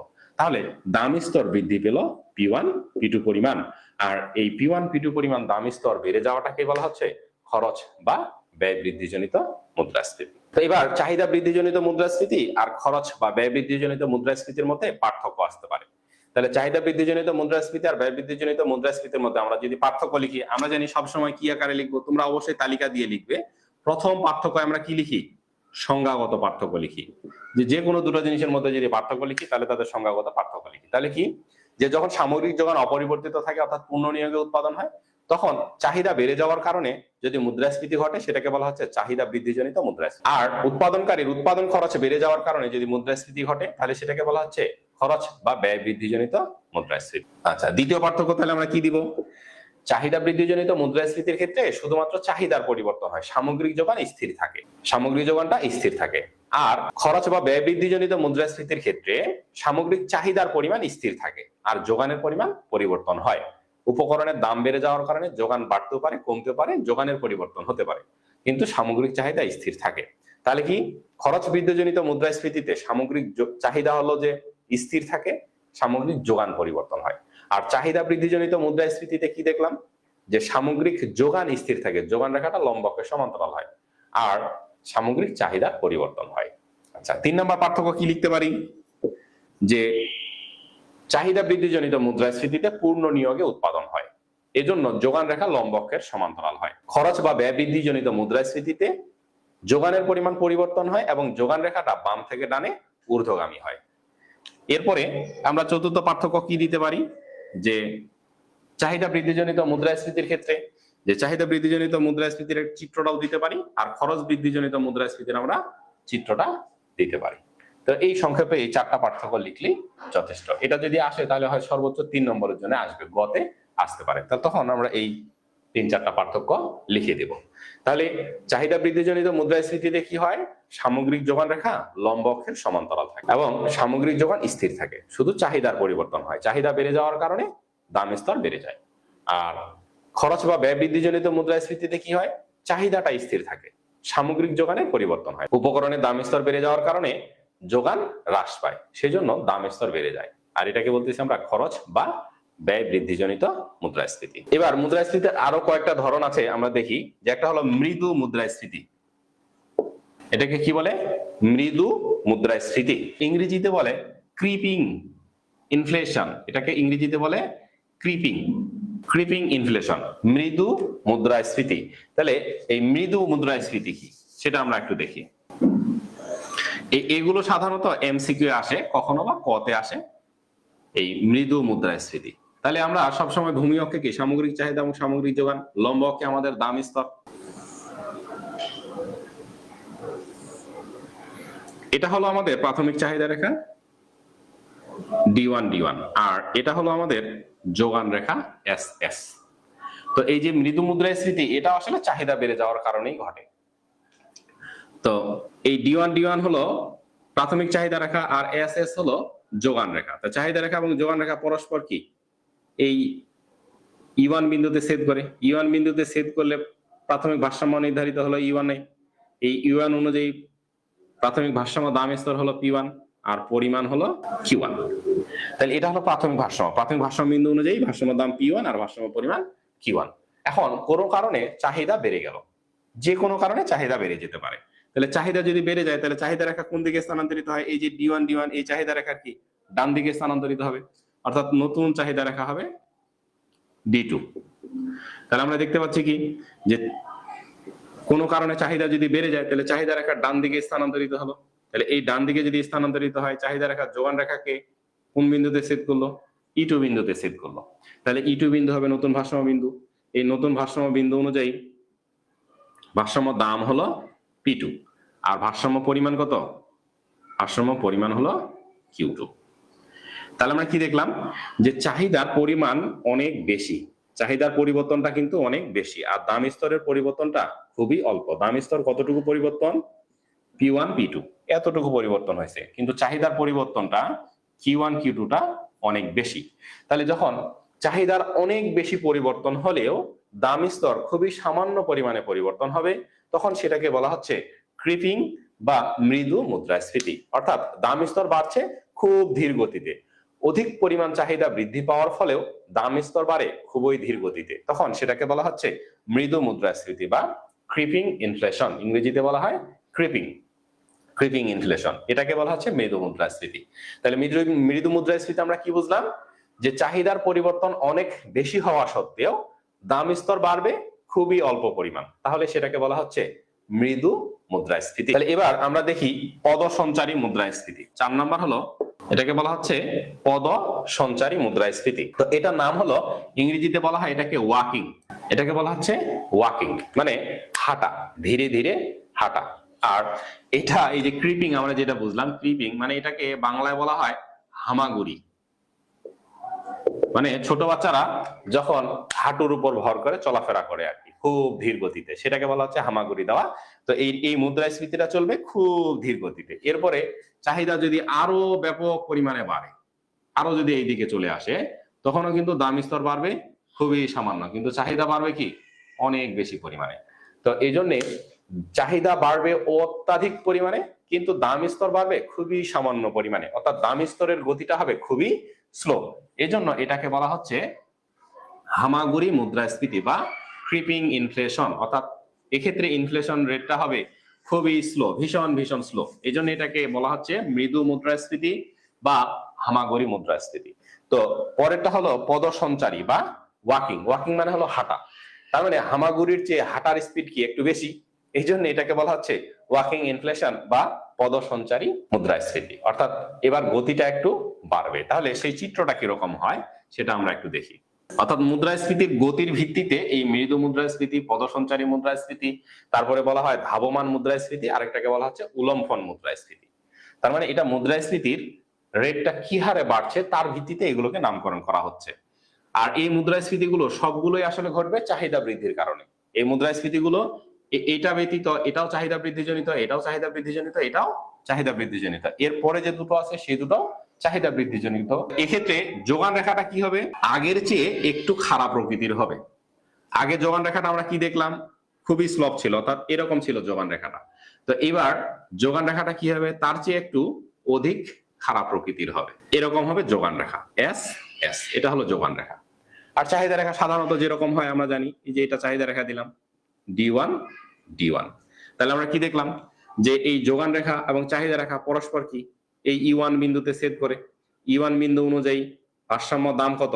P1, আর ভারসাম্য পরিমাণ কত? Q1। তাহলে ভূমি অক্ষে সবসময় কি সামগ্রিক চাহিদা, সামগ্রিক যোগান, আর লম্ব অক্ষ হলো দাম স্তর। এবার যদি চাহিদা বেড়ে যায়, তাহলে চাহিদা বেড়ে গেলে চাহিদা রেখা কোন দিকে স্থানান্তরিত হবে? ডান দিকে স্থানান্তরিত হবে। তাহলে নতুন চাহিদা রেখা কি হবে? D2। তাহলে এই চাহিদা রেখা, নতুন চাহিদা রেখা কোন বিন্দুতে ছেদ করতেছে? যোগান রেখাকে এই যে E2 বিন্দুতে ছেদ করছে, তাহলে E2 বিন্দু হবে নতুন ভারসাম্য বিন্দু। তাহলে এবার আমরা কি দেখলাম? এই ভারসাম্য বিন্দু অনুযায়ী ভারসাম্য এখান থেকে এইদিকে যদি যাই, ভারসাম্য দাম স্তর হবে কি P2, আর ভারসাম্য পরিমাণ হবে Q2। তাহলে এবার আমরা কি দেখতেছি? যে দাম স্তরের পরিবর্তন আর চাহিদার পরিবর্তনটা প্রায় সমান বা কাছাকাছি, অর্থাৎ দাম স্তর যে হারে বাড়ছে, মানে চাহিদার পরিবর্তনটা যে হারে হচ্ছে, দাম স্তরটাও সে হারেই পরিবর্তিত হচ্ছে। এখানে চাহিদার পরিবর্তন কত? Q1 Q2। আর এখানে তাহলে দাম স্তর বাড়লো কতটুকু? P1 থেকে P2 হয়ে গেল। তাহলে মুদ্রাস্ফীতির পরিমাণ হলো P1 P2। তাহলে আমরা দেখতে পাচ্ছি যে এই যে মুদ্রাস্ফীতির পরিমাণ আর এখানে এই যে চাহিদা বৃদ্ধির পরিমাণ, তাহলে আগে তো চাহিদা বৃদ্ধি পাবে, চাহিদা বৃদ্ধির জন্যই মুদ্রাস্ফীতি ঘটবে। তাহলে চাহিদার বৃদ্ধি যে হারে ঘটছে, দাম স্তরও সে হারেই বৃদ্ধি পাচ্ছে। তাহলে সেটাকে বলা হচ্ছে পদ সঞ্চারী, অর্থাৎ আগেরটার চেয়ে গতি এবার বাড়ছে। আগে আমরা কি দেখছিলাম? যে চাহিদা অনেক বেশি বেড়ে গেছে, কিন্তু মুদ্রাস্ফীতি সামান্য পরিমাণে ঘটছে, তো সেটাকে বলা ছিল মৃদু মুদ্রাস্ফীতি। আর এখন সেই মুদ্রাস্ফীতির গতিটা কিছুটা বেড়ে গেছে, অর্থাৎ চাহিদার পরিবর্তন আর মুদ্রাস্ফীতির মানটা প্রায় কাছাকাছি, অর্থাৎ চাহিদা যে হারে বাড়ছে, দাম স্তরও প্রায় তার সমান হারে বাড়ছে। এটাকে বলা হচ্ছে পদ সঞ্চারী বা ওয়াকিং ইনফ্লেশন। তাহলে এক্ষেত্রে কি আমরা কি দেখতে পাচ্ছি? যে চাহিদার পরিবর্তন আর মুদ্রাস্ফীতির পরিমাণটা প্রায় কাছাকাছি, এটাকে বলা হচ্ছে পদ সঞ্চারী বা ওয়াকিং ইনফ্লেশন। এবার আমরা দেখি ধাবমান মুদ্রাস্ফীতি। রানিং মানে হলো দৌড়ানো। তাহলে আমরা প্রথমটা কি দেখলাম? হামাগুড়ি, আর এটাকে কি কিসের সাথে তুলনা করছি? হাঁটার সাথে। আর এটাকে দৌড়ানোর সাথে তুলনা করছি। অর্থাৎ চাহিদা যতটুকু বাড়বে দাম স্তর তার চেয়ে বেশি হারে বৃদ্ধি পাবে। চাহিদা যতটুকু বাড়বে দাম স্তর তার চেয়ে বেশি হারে বৃদ্ধি পাবে। তাহলে সেটাকে বলা হচ্ছে ধাবমান বা রানিং ইনফ্লেশন, দৌড়ানোর মুদ্রাস্ফীতি। তাহলে আমরা দেখি এটার চিত্র কিরকম হবে। অর্থাৎ এক্ষেত্রে যোগান রেখাটা আরেকটু অধিক খারাপ প্রকৃতির হবে। আমরা ফার্স্ট টাইম কি দেখলাম যে যোগান রেখাটা এরকম স্লপ ছিল, একটু আগে কি দেখলাম যে যোগান রেখাটা এরকম। এখন যোগান রেখাটা কি হবে? আরেকটু অধিক খারাপ প্রকৃতির হবে, এরকম হবে। এই দুইটা না, আরেকটু অধিক খারাপ প্রকৃতির হবে। তাহলে আমরা দেখি, তো এটা হলো প্রাথমিক যোগান রেখা। তো যোগানে তো আর পরিবর্তন হবে না, শুধু চাহিদার পরিবর্তন হবে এই ক্ষেত্রে। তাহলে এইখানে আমরা একটা প্রাথমিক চাহিদা রেখা আঁকলাম। তাহলে এই যে চাহিদা রেখা আর এই যোগান রেখা পরস্পর কি এই E1 বিন্দুতে ছেদ করলো। তাহলে এই E1 হবে প্রাথমিক ভারসাম্য বিন্দু, ভারসাম্য দাম P1 আর ভারসাম্য পরিমাণ হলো Q1। এখন কি ঘটবে? চাহিদা বাড়বে, চাহিদা বেড়ে যাওয়ার কারণে মুদ্রাস্ফীতি বাড়বে। তাহলে চাহিদা যদি বাড়ে তাহলে চাহিদা রেখা ডান দিকে শিফট করবে। তাহলে এই নতুন চাহিদা রেখা দিলাম D2 D2। তাহলে নতুন ভারসাম্য বিন্দু হবে কোথায়? এই E2 বিন্দুতে। তাহলে ভারসাম্য দাম স্তর কত হবে? ভারসাম্য দাম স্তর হবে P2 আর ভারসাম্য পরিমাণ হবে Q2। তাহলে এবার আমরা একটু কম্পেয়ার করে দেখি যে চাহিদা বাড়লো তার জন্য মুদ্রাস্ফীতি বাড়ছে। তো চাহিদা কতটুকু বাড়ছে? যে Q1 Q2 পরিমাণ চাহিদা বাড়ছে। আর দাম স্তর কতটুকু বাড়ছে? দাম স্তর কিন্তু এবার P1 P2 তার চেয়ে অধিক পরিমাণে বাড়ছে। তার মানে কি চাহিদা যে হারে বাড়ছে দাম স্তর তার চেয়ে কি একটু বেশি হারে বৃদ্ধি পাচ্ছে। তো এটাকে বলা হচ্ছে তখন ধাবমান বা রানিং ইনফ্লেশন। অর্থাৎ চাহিদার বৃদ্ধির তুলনায় দাম স্তর তার সমান বা অধিক হারে যদি বৃদ্ধি পায় তাহলে সেটাকে বলা হচ্ছে ধাবমান বা রানিং ইনফ্লেশন। ধাবমান মুদ্রাস্ফীতি বা ইংরেজিতে বলা হচ্ছে রানিং ইনফ্লেশন। বোঝা গেছে? আচ্ছা, এবার সর্বশেষ আমরা যাই, এটা হলো এটাকে বলে বাংলায় উলম্ফন। এটাকে বলে উলম্ফন মুদ্রাস্ফীতি। তাহলে একটা হলো মৃদু, একটা হলো পদসঞ্চারী, একটা হলো ধাবমান, আর একটা হলো উলম্ফন। আর এই উলম্ফনটাকে ইংরেজিতে বলা হচ্ছে হাইপার ইনফ্লেশন। Hyper inflation. তো এই হাইপার ইনফ্লেশন কি এবার আমরা দেখি। তো এটা কি হবে? এটা অবশ্যই মুদ্রাস্ফীতির হারটা কি হবে? পূর্বের চেয়ে আরো অধিক হবে। তাহলে পূর্বের চেয়ে যদি আরো অধিক হয় তাহলে রেখাটার আকৃতি কিরূপ হবে? যোগান রেখার আকৃতিটা শুধু চেঞ্জ হবে। তো যোগান রেখাটা এবার আরো অধিক খারাপ প্রকৃতির হবে, আরো অধিক খারাপ প্রকৃতির হবে। তাহলে এটা হলো প্রাথমিক যোগান রেখা SS। তাহলে এখানে আমরা একটা প্রাথমিক চাহিদা রেখা নেই D1 D1, প্রাথমিক চাহিদা রেখা নিলাম। তাহলে প্রাথমিক ভারসাম্য বিন্দু কি হবে? E1। এই ভারসাম্য বিন্দু অনুযায়ী ভারসাম্য দাম কত? P1 আর ভারসাম্য পরিমাণ কত? Q1। এখন কি হবে? এটা প্রাথমিক ভারসাম্য বিন্দু, ভারসাম্য দাম স্তর P1, ভারসাম্য পরিমাণ হলো Q1। এখন চাহিদা বাড়বে, চাহিদা বেড়ে যাওয়ার কারণে মুদ্রাস্ফীতি সৃষ্টি হবে। তাহলে চাহিদা যদি বাড়ে তাহলে চাহিদা বেড়ে গেলে চাহিদা রেখা কি হবে? এটা এই রেখার ডান দিকে শিফট করবে। তাহলে ডান দিকে শিফট করলে দেখে মনে হয় উপরের দিকে শিফট করতেছে, এটাই আসলে ডান দিকে। আমরা যদি একটু কম্পেয়ার করি যে এটা ডান দিকে কিভাবে হয়, এটাকে যদি উপরে তুলি, এই রেখাটাকে যদি উপরে তুলতাম তাহলে এই চাহিদা রেখাটা এই জায়গায় থাকতো। এখন এর ডান দিকে আসছে আসলে এক্স্যাক্টলি এটাই হলো, মনে হচ্ছে যে উপরের দিকে শিফট করছে। তো আসলে উপরের দিকে দেখতে মনে হচ্ছে, আমরা যদি বড় করে রেখাটা আঁকি তাহলে কিন্তু মনে হবে যে আসলে ডান দিকে শিফট করছে। এই যে এটা এখানে আর এটা হলো এখানে, বড় করে আঁকলে ঠিক মনে হবে, আর ছোট করে আঁকলে মনে হবে যে উপরের দিকে শিফট করছে। তাহলে নতুন চাহিদা রেখা কি দিলাম? D2 D2। তাহলে এটা কোথায় ছেদ করলো? যোগান রেখাকে E2 বিন্দুতে ছেদ করলো। তাহলে E2 বিন্দুতে নতুন ভারসাম্য নির্ধারিত হবে। তাহলে এই E2 বিন্দু অনুযায়ী ভারসাম্য দাম স্তর কত হবে? ভারসাম্য দাম স্তর হবে P2 আর ভারসাম্য পরিমাণ হবে Q2। তাহলে এক্ষেত্রে আমরা দেখি যে এই যে চাহিদা বাড়লো Q1 Q2 পরিমাণ, কিন্তু দাম স্তর তার চেয়ে অনেক বেশি পরিমাণে বৃদ্ধি পাচ্ছে। দাম স্তর তার চেয়ে অনেক বেশি পরিমাণে বৃদ্ধি পাচ্ছে। তাহলে চাহিদা যতটুকু না বাড়বে দাম স্তর যদি তার চেয়ে অনেক বেশি পরিমাণে বৃদ্ধি পায় সেটাকে বলা হচ্ছে হাইপার ইনফ্লেশন বা উলম্ফন মুদ্রাস্ফীতি। তো উলম্ফন বলতে লাফিয়ে লাফিয়ে বাড়া। তাহলে আমরা প্রথমত দেখলাম হলো হামাগুড়ি দিয়ে হাঁটা, এই হামাগুড়ি দিয়ে হাঁটার মতো বাড়ছে। এরপরে দেখলাম কি যে স্বাভাবিক হাঁটা, যেটা সেই স্বাভাবিক হাঁটার গতিতে বাড়ছে। তারপরে দেখলাম কি দৌড়ানোর গতিতে বাড়ছে। আর এই হাইপারটা বা উলম্ফন মুদ্রাস্ফীতিটা কি, যে শুধু দৌড়ানো না, লাফিয়ে লাফিয়ে বাড়ছে। এই জন্য এটাকে বলা হচ্ছে উলম্ফন মুদ্রাস্ফীতি বা হাইপার ইনফ্লেশন। এটাই হলো এই উলম্ফন মুদ্রাস্ফীতি। তাহলে এই সবগুলো মুদ্রাস্ফীতি কিন্তু শুধুমাত্র চাহিদা বাড়ার কারণে, সবগুলো চাহিদা বৃদ্ধিজনিত মুদ্রাস্ফীতি। এই মৃদু মুদ্রাস্ফীতি, পদসঞ্চারী মুদ্রাস্ফীতি, ধাবমান এবং উলম্ফন, এই সবগুলো মুদ্রাস্ফীতি হলো চাহিদা বৃদ্ধিজনিত মুদ্রাস্ফীতি। আর এই চাহিদা বৃদ্ধিজনিত মুদ্রাস্ফীতি তো আমরা প্রথমে অলরেডি পড়ছি। তো এই যে মুদ্রাস্ফীতি গুলো আছে, এই মুদ্রাস্ফীতি গুলো দেশের অর্থনৈতিক উন্নয়নে সহায়ক। অর্থাৎ সামান্য পরিমাণে মুদ্রাস্ফীতি বা তার চেয়ে অধিক পরিমাণে মুদ্রাস্ফীতি দেশের অর্থনৈতিক উন্নয়নে সহায়ক। কিন্তু যখন সামগ্রিক যোগান স্থির থাকবে, অর্থাৎ উৎপাদন যখন আর বাড়ানো সম্ভব হবে না, তখন যদি মুদ্রাস্ফীতির সৃষ্টি হয়, তখন সেটাকে বলে প্রকৃতপক্ষে মুদ্রাস্ফীতি। আর এগুলো কিন্তু প্রকৃতপক্ষে মুদ্রাস্ফীতি নয়। কেন প্রকৃত মুদ্রাস্ফীতি বলি না? কারণ এই মুদ্রাস্ফীতি গুলো যখন ঘটে তখন উৎপাদনও বাড়ে, চাহিদাও বাড়ে, সেই সাথে যোগানও কিন্তু বাড়ছে। কেন? যোগান রেখাকে আগে এখানে সেট করছিল, তখন যোগানের পরিমাণ ছিল Q1, এখন যোগান রেখাকে এখানে সেট করছে, যোগানের পরিমাণ কিন্তু বাড়ছে। তার মানে কি চাহিদাও বাড়ছে, সেই সাথে উৎপাদনের পরিমাণও বাড়ছে।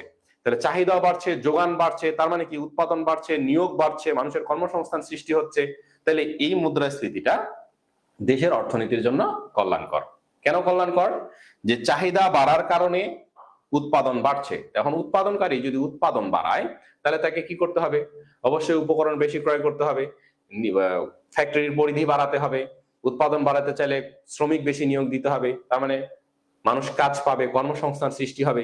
তাহলে এক্ষেত্রে দাম স্তর বাড়ছে, চাহিদাও বাড়ছে, উৎপাদন বাড়ছে, সেক্ষেত্রে কি হবে? মানুষের কর্মসংস্থানও সৃষ্টি হবে, মানুষের আয়ও বাড়বে, নতুন করে যারা কাজে যুক্ত হবে তাদের আয়ও বাড়বে, ধীরে ধীরে জীবনযাত্রার মানও উন্নত হবে। এই জন্য এই মুদ্রাস্ফীতি গুলো দেশের অর্থনৈতিক উন্নয়নে সহায়ক। তাহলে যেই ইনফ্লেশন রেটটা দেশের অর্থনৈতিক উন্নয়নে সহায়ক, সেটাকে আসলে প্রকৃতপক্ষে মুদ্রাস্ফীতি বলে না। মুদ্রাস্ফীতি বলে কোনটাকে?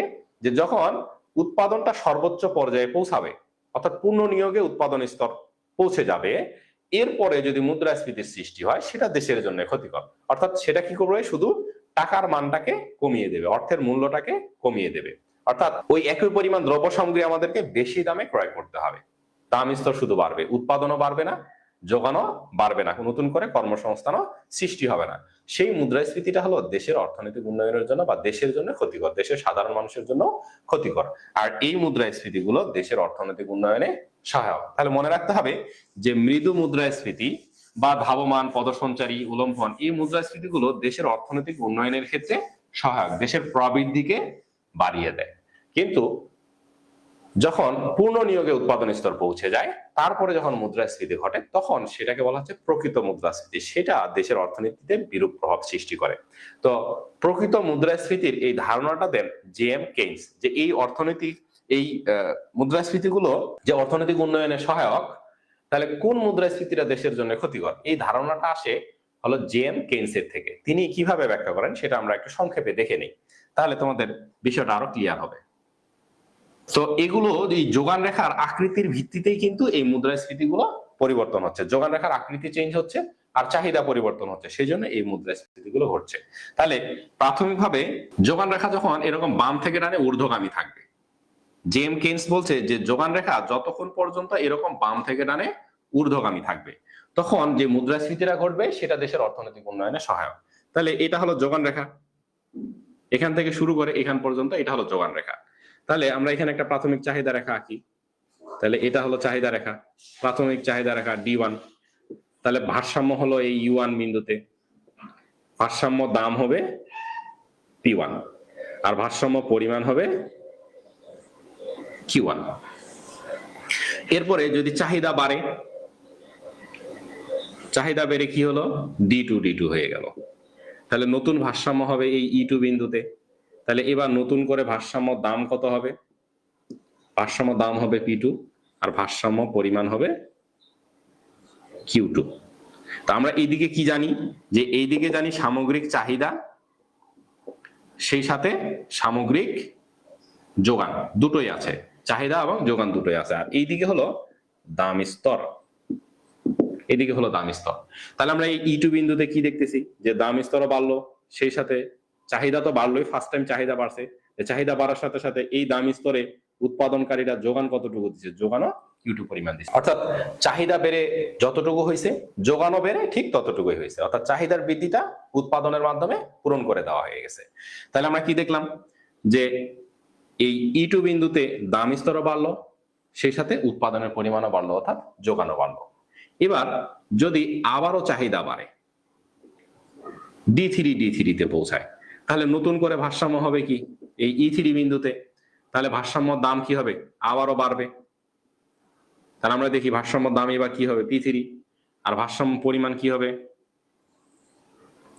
ভারসাম্য পরিমাণ হবে Q3। তাহলে এবারও কি দেখতেছি, যে আবারও দাম স্তর বাড়লো, সেই সাথে উৎপাদনও বাড়লো, যোগানও বাড়লো, চাহিদা বাড়লো, দাম স্তর বাড়লো এবং উৎপাদন বা যোগানও বাড়লো। এরপরে যখন এখানে আসবো D4 এ আসলাম, তাহলে যোগান রেখা এখানে শেষ, এটা দেখি তো D4 এ আসলে দাম স্তর বাড়লো, দাম স্তর বেড়ে কত হলো P4 হলো, আর উৎপাদনও বেড়ে এই Q4 হলো।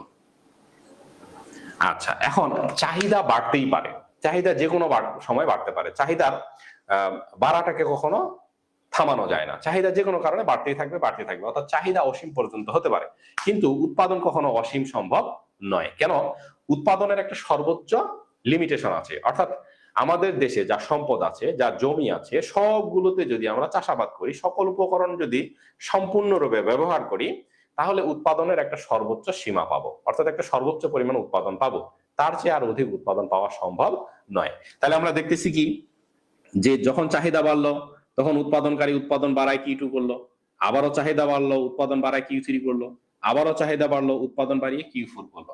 তার মানে উৎপাদন বাড়তে বাড়তে বাড়তে বাড়তে ধরে নেই যে এই জায়গায় সর্বোচ্চ পর্যায়ে উৎপাদন হয়ে গেছে, অর্থাৎ এর চেয়ে বেশি আর উৎপাদন করা সম্ভব হয় না। কেন, বাংলাদেশে যে আবাদি জমি আছে, ধরো এই আবাদি জমি এখন সবটাই আমরা উৎপাদন করতেছি এবং সর্বোচ্চ প্রযুক্তির মাধ্যমে সর্বোচ্চ টেকনোলজি ব্যবহার করে, তো তাহলে সর্বোচ্চ পরিমাণ উৎপাদন পাবো। তাহলে উৎপাদন বাড়াতে বাড়াতে বাড়াতে এই যে এত দূর পর্যন্ত আসছে, Q4 এ সর্বোচ্চ পরিমাণ উৎপাদন হয়েছে, এর চেয়ে আর উৎপাদন বাড়ানো সম্ভব নয়, অর্থাৎ এটাকে বলে পূর্ণ নিয়োগে উৎপাদন। তো তখন যোগান রেখা কিন্তু আর এই দিকে ঊর্ধ্বগামী হবে না। কেন, এই দিকে ঊর্ধ্বগামী হওয়া মানে আবারও উৎপাদন বাড়ানো সম্ভব, কিন্তু যোগান আর বাড়ানো সম্ভব নয়, সর্বোচ্চ পর্যায়ে উৎপাদন হচ্ছে। তো যোগানের যখন সর্বোচ্চ সীমায় পৌঁছে যাবে, উৎপাদন যখন সর্বোচ্চ সীমায় পৌঁছে যাবে বা যোগান যখন সর্বোচ্চ হয়ে যাবে, পূর্ণ নিয়োগে হয়ে যাবে, তখন যোগান রেখাটা হবে লম্ব অক্ষের সমান্তরাল, তখন যোগান রেখা লম্ব অক্ষের সমান্তরাল হয়ে গেল, এই যোগান রেখা হয়ে যাবে। তখন এই যে S থেকে এই E4 বিন্দু পর্যন্ত সে আসবে, এরপরে আর যেহেতু উৎপাদন বাড়ানো সম্ভব হবে না, সর্বোচ্চ পর্যায়ে পৌঁছে গেছে, তখন যোগান রেখাটা লম্ব অক্ষের সমান্তরাল হবে, অর্থাৎ এর চেয়ে আর উৎপাদন বাড়ানো সম্ভব নয়। এরপরে যদি চাহিদা বাড়ে, তারপরেও যদি চাহিদা বাড়ে, তাহলে চাহিদা বাড়লে এইবার কিন্তু এই D5 হলো আর ভারসাম্য হলো E5 বিন্দুতে, এইবার দাম স্তর বেড়ে হলো P5। এবার কিন্তু শুধু দাম স্তর বাড়ছে, উৎপাদন কিন্তু আর বাড়ানো সম্ভব নয়, কেন উৎপাদন সর্বোচ্চ পর্যায়ে পৌঁছে গেছে। তো এইবার শুধু দাম স্তর বাড়লো, P4 থেকে P5 হলো, এটুকু মুদ্রাস্ফীতি ঘটলো, P4 থেকে P5। আরো যদি চাহিদা বাড়ে, তাহলে যদি D6 হয়, তাহলে ভারসাম্য হবে এই বিন্দুতে, এই বিন্দু অনুযায়ী ভারসাম্য দাম এবার হবে P6। উৎপাদন কিন্তু আর বাড়ছে না, তাহলে এখানে শুধু দাম স্তর বাড়লো। তাহলে এখন চাহিদা যত বাড়বে তখন শুধুমাত্র দাম স্তর বাড়বে, উৎপাদন কিন্তু আর বাড়বে না। তাহলে এই যে এইখান পর্যন্ত কিন্তু উৎপাদন বাড়ানো সম্ভব হয়েছে। তাহলে জেম কেইন্স বলছে এই S থেকে এই যে E4 বিন্দু পর্যন্ত যে মুদ্রাস্ফীতিটা ঘটবে, সেই মুদ্রাস্ফীতিটা দেশের অর্থনৈতিক উন্নয়নে সহায়ক, দেশের উৎপাদন বাড়াবে, মানুষের কর্মসংস্থান সৃষ্টি করবে, মানুষের আয়কে বৃদ্ধি করবে, অর্থাৎ দেশের অর্থনৈতিক প্রবৃদ্ধিকে বৃদ্ধি করবে, তো অর্থনৈতিক প্রবৃদ্ধি বাড়িয়ে দেবে। তো S থেকে এই E4 বিন্দু পর্যন্ত এই মুদ্রাস্ফীতিটা দেশের অর্থনৈতিক উন্নয়নে সহায়ক। এরপরে যখন উৎপাদন সর্বোচ্চ পর্যায়ে পৌঁছে যাবে, তখন শুধুমাত্র সামগ্রিক যোগান স্থির হয়ে যাবে, শুধুমাত্র চাহিদা বেড়ে যাওয়ার কারণে মুদ্রাস্ফীতি ঘটবে। এইটাকে তিনি বলছেন প্রকৃত মুদ্রাস্ফীতি, অর্থাৎ P4 থেকে P5 এবং P4 থেকে P6 হওয়া, এটাকে তিনি বলতেছেন প্রকৃত মুদ্রাস্ফীতি। এইটা প্রকৃত মুদ্রাস্ফীতি নয়। তাহলে মুদ্রাস্ফীতি কোনটা? যে যখন সামগ্রী যোগান পূর্ণ নিয়োগে পৌঁছে যাবে, তারপরে যখন চাহিদা বাড়ার কারণে শুধু মুদ্রাস্ফীতি ঘটবে, সেই মুদ্রাস্ফীতিটাকে বলা হচ্ছে প্রকৃতপক্ষে মুদ্রাস্ফীতি। আর যতক্ষণ পর্যন্ত যোগান রেখাটা বাম থেকে ডানে ঊর্ধ্বগামী থাকবে, অর্থাৎ মুদ্রাস্ফীতির সাথে যতক্ষণ পর্যন্ত উৎপাদন বাড়বে বা যোগান বাড়বে, ততক্ষণ পর্যন্ত সেই মুদ্রাস্ফীতিটা দেশের অর্থনৈতিক উন্নয়নে সহায়ক হবে। অর্থাৎ সেটা আসলে প্রকৃত মুদ্রাস্ফীতি নয়। আর এইটা হলো প্রকৃতপক্ষে মুদ্রাস্ফীতি। এই মুদ্রাস্ফীতিটা দেশের মানুষের জন্য ক্ষতিকর, দেশের মানুষের জীবনযাত্রার উপরে একটা বিরূপ প্রভাব বা প্রতিক্রিয়া সৃষ্টি করে। পরীক্ষায় এখান থেকে প্রশ্ন আসে কিভাবে? তো পরীক্ষায় এখান থেকে তোমাদের প্রশ্ন আসে যে একটা উদ্দীপক দেওয়া থাকবে, যে এরকম একটা উদ্দীপক দেওয়া থাকলো, তোমার এটাই হলো উদ্দীপক, এটা হলো সামগ্রিক যোগান রেখা, এটা হলো প্রাথমিক চাহিদা রেখা, এটা হলো পরবর্তীত চাহিদা রেখা, এটা হলো পরিমাণ, এটা দাম স্তর প্রাথমিক, এটা হলো পরিবর্তিত দাম স্তর। এটা হবে তোমার উদ্দীপক। তো তোমাকে বলবে যে উদ্দীপকে কোন ধরনের মুদ্রাস্ফীতি ব্যাখ্যা করো, যে উদ্দীপকে কোন ধরনের মুদ্রাস্ফীতি প্রকাশ পেয়েছে ব্যাখ্যা করো। তাহলে আমার মনে হয় যে এখন আমাদের জানা হয়ে গেছে যে এটা আসলে চাহিদা বৃদ্ধিজনিত মুদ্রাস্ফীতি এবং এটা প্রকৃত মুদ্রাস্ফীতি। কেন? এই যে সামগ্রিক যোগান রেখাটা লম্ব অক্ষের সমান্তরাল হয়ে গেছে। তাহলে সামগ্রিক যোগান রেখা যখন লম্ব অক্ষের সমান্তরাল হয়, তখন যে মুদ্রাস্ফীতি সৃষ্টি হয় সেটা হলো প্রকৃতপক্ষে মুদ্রাস্ফীতি। আর এটা এই ধারণাটা দিয়েছেন জে.এম. কেইন্স, প্রকৃত মুদ্রাস্ফীতির ধারণাটা দিয়েছেন জে.এম. কেইন্স। তাহলে এখান থেকে আমরা সেই মুদ্রাস্ফীতি ব্যাখ্যা করব। আচ্ছা, আরেকটা কিভাবে আসবে? আরেকটা আসবে খরচ বৃদ্ধিজনিত মুদ্রাস্ফীতি সম্পর্কিত। খরচ বৃদ্ধিজনিত মুদ্রাস্ফীতি সম্পর্কিত এটাও একটা চিত্রের মাধ্যমে দেওয়া থাকবে। সেটা কিরকম? যে একটা প্রাথমিক চাহিদা দেওয়া থাকবে, ডিডি হলো চাহিদা রেখা। তো এক্ষেত্রে এই হলো একটা যোগান রেখা, S1 হলো প্রাথমিক যোগান রেখা। তাহলে এখান থেকে ভারসাম্য পরিমাণ হবে Q1, আর ভারসাম্য দাম ধরে নিলাম P1, এটা দেওয়া থাকবে E1। এরপরে এই জায়গায় একটা নতুন যোগান রেখা দেওয়া থাকবে, নতুন ভারসাম্য বিন্দু হলো E2, ভারসাম্য দাম স্তর হলো P2, আর ভারসাম্য পরিমাণ হলো Q2। তো এটা একটা উদ্দীপক দেওয়া থাকবে, বলা থাকবে যে এখানে কোন ধরনের মুদ্রাস্ফীতি প্রকাশ পেয়েছে এবং মুদ্রাস্ফীতির পরিমাণ নির্ণয় করো। এটাতেও মুদ্রাস্ফীতির পরিমাণ নির্ণয় করতে বলতে পারে। তাহলে এটাতে যদি মুদ্রাস্ফীতির পরিমাণ নির্ণয় করতে বলে, তাহলে আমরা শুধু P1 P2 যে মুদ্রাস্ফীতি এটা ব্যাখ্যা করলেও চলবে। তুমি যদি মোট মুদ্রাস্ফীতির পরিমাণ বের করে দেখাতে চাও, তাহলে মোট মুদ্রাস্ফীতির পরিমাণও বের করে দেখাতে পারো। তাহলে মোট মুদ্রাস্ফীতির পরিমাণ কত হবে? যে প্রাথমিক দাম স্তর P1 আর পরিমাণ Q1, তাহলে প্রাথমিক মোট ব্যয় হবে O P1 E1 Q0, আর পরবর্তীত O P2 E2 Q0। তাহলে পরবর্তীত মোট ব্যয় হবে O P2 E2, মানে এই পুরো এলাকাটা, আর প্রাথমিক ছিল এইটুকু। তাহলে পুরোটা থেকে যদি আগেরটা বাদ দেই, তাহলে এখন কতটুকু খরচ বেশি হচ্ছে? এইটুকু খরচ বেশি হচ্ছে, P1 P2 E2 E1। এটা হলো সার্বিক বা মোট মুদ্রাস্ফীতির পরিমাণ। তাহলে এইভাবে সংখ্যা ছাড়া করতে পারি, আবার যদি সংখ্যা দেওয়া থাকে তাহলে সংখ্যা দিয়েও করতে পারবো। আর এখানেও সেম, সংখ্যা ছাড়াই সাধারণত বেশি আসে। তাহলে এখানে তুমি মুদ্রাস্ফীতির পরিমাণ, খরচ বৃদ্ধিজনিত মুদ্রাস্ফীতির পরিমাণটা এটার মতো পরিমাপ করতে পারবে না। কেন পারবে না? কারণ এই অংশটাকে তুমি পরিমাপ করতে পারবে না। এজন্য এখানে শুধু এইটুকুই ব্যাখ্যা করতে হবে যে খরচ বৃদ্ধিজনিত মুদ্রাস্ফীতির পরিমাণ হলো P1 P2 পরিমাণ। ওখানে সিঙ্গেল ভাবে ব্যাখ্যা করতে হবে। আর এটাতে তুমি মোট মুদ্রাস্ফীতি বের করতে পারো, কারণ এটা প্রকৃতপক্ষে মুদ্রাস্ফীতি, এটাতে বের করা যায়। তাহলে এটা উদ্দীপক আকারে থাকতে পারে, এটা উদ্দীপক আকারে থাকতে পারে। আচ্ছা, আর প্রশ্ন থাকতে পারে কি যে এই মুদ্রাস্ফীতির কারণ কি? খরচ বৃদ্ধিজনিত মুদ্রাস্ফীতির কারণ কি? এটার কারণ কম আসে, তবে এইটার কারণ সবচেয়ে বেশি আসে, যে চাহিদা বৃদ্ধিজনিত মুদ্রাস্ফীতির কারণগুলো কি কি। তাহলে চাহিদা বৃদ্ধিজনিত মুদ্রাস্ফীতির কারণ কি? যখন ভোক্তার আয় বাড়ে তখন চাহিদা বাড়ে, দেশে জনসংখ্যা যদি বেড়ে যায় তাহলে চাহিদা বাড়ে, মানুষের ক্রয় ক্ষমতা যদি বেড়ে যায় তাহলে চাহিদা বাড়ে, মানুষের কর্মসংস্থান যত বেশি বেশি হবে, মানুষের আয় ইনকাম তত বেশি হবে, মানুষের চাহিদা তত বাড়বে। সরকার যদি বেশি বেশি পরিমাণে ঘাটতি ব্যয় করে বা উন্নয়নমূলক কাজে বেশি বেশি ব্যয় করে, যেগুলো উৎপাদনশীল না, অনুৎপাদনশীল কাজে যদি বেশি বেশি ব্যয় করে, তাহলে মানুষের হাতে টাকা আসে বেশি, মানুষের ক্রয় ক্ষমতা বাড়ে, তখন এই মানুষের চাহিদা বাড়ে, তার জন্য উৎপাদন বাড়ে না, চাহিদা বৃদ্ধিজনিত মুদ্রাস্ফীতি ঘটে। সরকার যদি বৈদেশিক ঋণ, সাহায্য বা অনুদান অনেক বেশি পরিমাণে পেয়ে থাকে বা গ্রহণ করে, তখনও এই চাহিদা বৃদ্ধিজনিত মুদ্রাস্ফীতি ঘটে। কেন? সেটা অর্থের যোগানকে বাড়ায়, মানুষের ক্রয় ক্ষমতা, মানুষের হাতে টাকা বেশি আসে, ক্রয় ক্ষমতা বাড়ে, কিন্তু উৎপাদন বাড়ে না, তখন এই চাহিদা বৃদ্ধিজনিত মুদ্রাস্ফীতি ঘটে। দেশে যদি সুদের হার অনেক কম থাকে, তাহলে বাণিজ্যিক ব্যাংকগুলো যদি অনেক কম সুদের হারে ঋণ দেয়, তখন মানুষ বেশি বেশি পরিমাণে ঋণ গ্রহণ করে স্বল্প সুদে। তখন মানুষের হাতে টাকা আসে অনেক বেশি, টাকার ছড়াছড়ি হয়, অর্থাৎ অর্থের যোগান বৃদ্ধি পায়। তখন এই চাহিদা বৃদ্ধিজনিত মুদ্রাস্ফীতি ঘটে। তো এইগুলো হলো চাহিদা বৃদ্ধিজনিত মুদ্রাস্ফীতির কারণ। এই কারণগুলো আমরা সুন্দর করে 5-7টা লিখে দিব, 3 অথবা 4 নম্বরের জন্য আসবে। তো এইগুলো হলো চাহিদা বৃদ্ধিজনিত মুদ্রাস্ফীতির কারণ। তাহলে এই চাহিদা বৃদ্ধিজনিত মুদ্রাস্ফীতির কারণ আমরা অবশ্যই পড়ব। আর চাহিদা বৃদ্ধিজনিত এবং খরচ বৃদ্ধিজনিত মুদ্রাস্ফীতির মধ্যে পার্থক্য পড়ব। তাহলে পার্থক্য কি, এটা সংজ্ঞা দিব, এটা সংজ্ঞা দিব। আর এখানে কি হচ্ছে, যোগান স্থির থাকছে, চাহিদা বৃদ্ধি পাচ্ছে, তার জন্য মুদ্রাস্ফীতি সৃষ্টি হচ্ছে। আর এখানে কি ঘটছে, চাহিদা স্থির থাকছে, যোগান হ্রাস পাচ্ছে, তার জন্য মুদ্রাস্ফীতি ঘটছে। আচ্ছা, এক্ষেত্রে সামগ্রিক যোগান রেখা লম্ব অক্ষের সমান্তরাল। কেন? এটা পূর্ণ নিয়োগে উৎপাদনের ক্ষেত্রে যখন উৎপাদন পূর্ণ নিয়োগে পৌঁছে যায়, তখন চাহিদা বৃদ্ধিজনিত মুদ্রাস্ফীতি ঘটে। আর এটাতে কি হচ্ছে, যে যখন উপকরণের দাম বেড়ে যায়, উৎপাদন খরচ বেড়ে যায়, তখন এই খরচ বা ব্যয় বৃদ্ধিজনিত মুদ্রাস্ফীতির সৃষ্টি হয়। এখানে যোগান রেখা লম্ব অক্ষের সমান্তরাল, এখানে যোগান রেখা বাম থেকে ডানে ঊর্ধ্বগামী। এরপরে তুমি এই চিত্র দিতে পারো, আর এই চিত্র দিয়ে ব্যাখ্যা করতে পারো যেখানে মুদ্রাস্ফীতির পরিমাণ P1 P2, এটা শুধু চাহিদা বেড়ে যাওয়ার কারণে, আর এখানে যোগান বেড়ে যাওয়ার কারণে। চিত্র ভিত্তিক তুমি পার্থক্য দিতে পারো, তালিকা করে তালিকার মধ্যে চিত্র দিতে পারো। তাহলে এই 5টা পার্থক্য যদি লিখো, দেন 3 বা 4 নম্বর পাওয়া খুবই সহজ।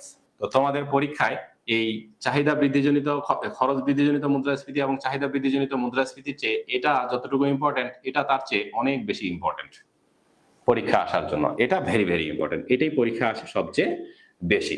তো এখান থেকে 3টা টপিকস আছে এই মুদ্রাস্ফীতিতে। একটা হলো এই চাহিদা বা খরচ বৃদ্ধিজনিত, চাহিদা বৃদ্ধিজনিত মুদ্রাস্ফীতি, খরচ বা ব্যয় বৃদ্ধিজনিত মুদ্রাস্ফীতি। আরেকটা হলো ভোক্তার মূল্য সূচক এবং উৎপাদকের মূল্য সূচক। আর মুদ্রাস্ফীতির কারণ এবং মুদ্রাস্ফীতির দূরীকরণের উপায়। তাহলে আজকে আমরা এই চাহিদা এবং খরচ বৃদ্ধিজনিত মুদ্রাস্ফীতি সম্পর্কে ডিটেইলস জানলাম। আগামী ক্লাসে আমরা মুদ্রাস্ফীতির কারণ এবং মুদ্রাস্ফীতির দূরীকরণের উপায় এবং সেই সাথে ভোক্তার মূল্য সূচক এবং উৎপাদকের মূল্য সূচক কিভাবে নির্ণয় করা যায় সেটা সম্পর্কে জানবো। আজকের ক্লাসটা তো অবশ্যই ইম্পর্টেন্ট, আগামী দিনের ক্লাসটা আরো বেশি ইম্পর্টেন্ট। তোমরা অবশ্যই আগামী দিনের ক্লাসটা সবাই জয়েন করবে, আগামী দিনের ক্লাসটা মিস করবে না। আগামী দিনের ক্লাসে যেটা পড়াবো সেখান থেকে তোমরা অবশ্যই পরীক্ষায় সৃজনশীল কমন পাবা, মাস্ট বি কমন পাবা।